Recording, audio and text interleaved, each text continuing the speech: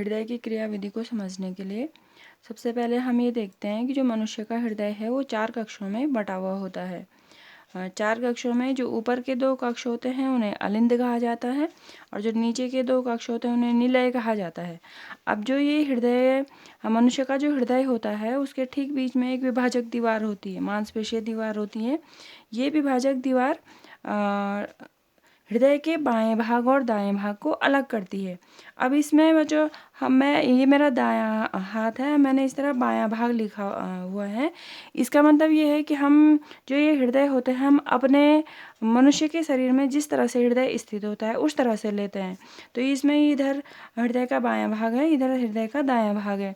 और जो ये बीच की जो विभाजक दीवार होती है ये जब मैंने ये कहा कि ये बायां भाग है तो ये बायां अलिंद है, ये बायां निलय है। ये हमारा दायां अलिंद है, ये दायां निलय है। अब जो विभाजक दीवार होती है, विभाजक दीवार का काम होता है, हमने पहले भी पढ़ा है शुद्ध रक्त और अशुद्ध रक्त। यहाँ पर हम कहते हैं हृदय के परिप्रेक्ष्य में जो शुद्ध रक्त होता है उसको कहा जाता है ऑक्सीजनित रक्त, जिसमें ऑक्सीजन घुली हुई होती है।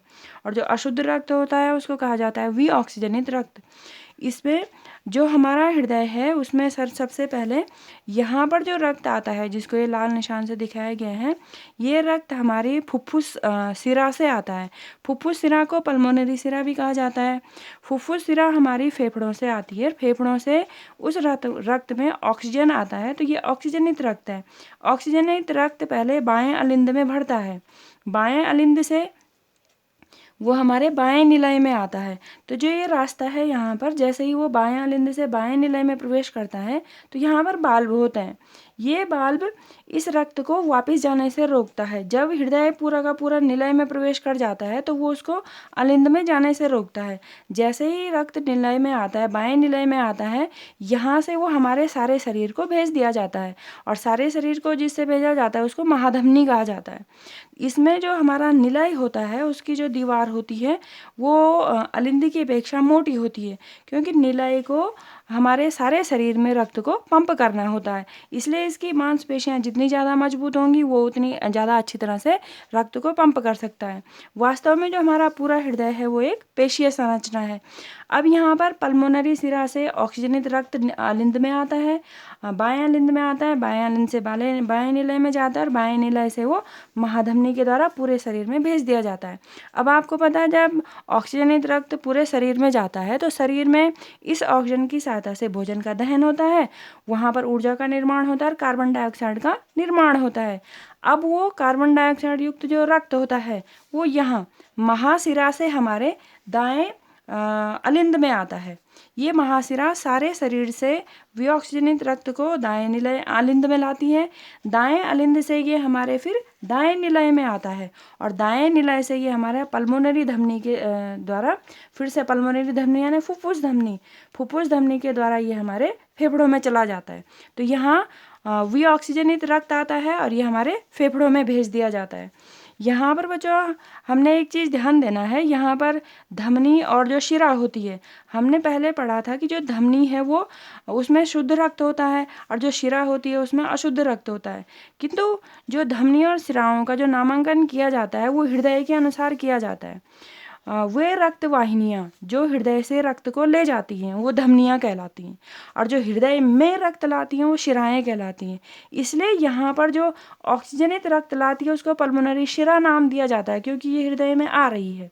और यहाँ पर जो ये विऑक्सीजनित रक्त को ले जा रही है इसको धमनी नाम दिया जाता है, पल्मोनरी धमनी, क्योंकि ये हृदय से रक्त को ले जा रही है।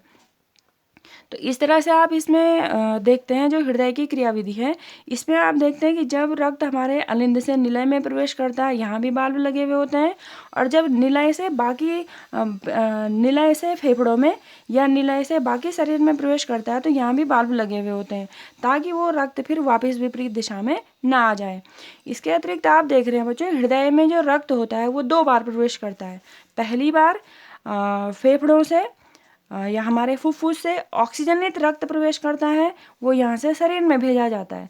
दूसरी बार जो संपूर्ण शरीर है हमारा, वहाँ से विऑक्सीजनित रक्त प्रवेश करता है और यहाँ से वो हमारे फुफ्फुस में भेजा जाता है। तो इस तरह से जो मनुष्य का हृदय होता है वो इस तरह से बना हुआ होता है कि उसमें हृदय 2 बार प्रवेश करता है, एक बार हमारे फुफ्फुस या फेफड़ों से, दूसरी बार हमारे शरीर से। और इस 2 बार प्रवेश करने की घटना को नाम दिया जाता है दोहरा परिसंचरण। दोहरे परिसंचरण की सबसे ज़्यादा आवश्यकता हम जैसे स्तनधारियों को होती है, क्योंकि हम में ऑक्सीजन की ज़्यादा आवश्यकता होती है, हमको अधिक कार्य करना होता है। यहाँ पर जो ये विभाजक दीवार है, ये इन दोनों प्रकार के रक्त को अलग अलग करने का कार्य करती है, जिससे हमारे शरीर को अधिक से अधिक मात्रा में ऑक्सीजन प्राप्त हो सके। कुछ जीवों में हमारे हृदय के जो है 2 या 3 ही कक्ष होते हैं, तो उसमें वो सारा ऑक्सीजनित और विऑक्सीजनित रक्त मिल जाता है, जिससे शरीर को पर्याप्त मात्रा में ऑक्सीजन नहीं मिल पाती है और उसको पर्याप्त जो है ऊर्जा वो ग्रहण नहीं कर पाता है।